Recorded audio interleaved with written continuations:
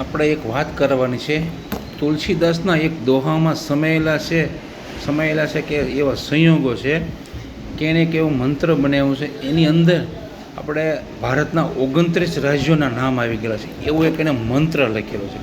એ મંત્રની અંદર આપણે 29 રાજ્યો છે, એના રાજ્યોના નામ આવ્યા છે. એમાં હું તમને નામ બતાવું કે રાજસ્થાન છે, મહારાષ્ટ્ર, નાગાલેન્ડ, મણિપુર, જમ્મુ અને કાશ્મીર, પશ્ચિમ બંગાળ, તેલુંગા, આસામ, ત્રિપુરા, મધ્યપ્રદેશ, તામિલનાડુ, ગુજરાત, સિક્કિમ, આંધ્રપ્રદેશ, ઉત્તર પ્રદેશ, પંજાબ, કર્ણાટક, મેઘાલય, ઉત્તરાખંડ, ગોવા, હરિયાણા, મિઝોરમ, અરુણાચલ પ્રદેશ, હિમાચલ પ્રદેશ, કેરળ, છત્તીસગઢ, બિહાર, ઉત્તરાખંડ અને ઉડિયા.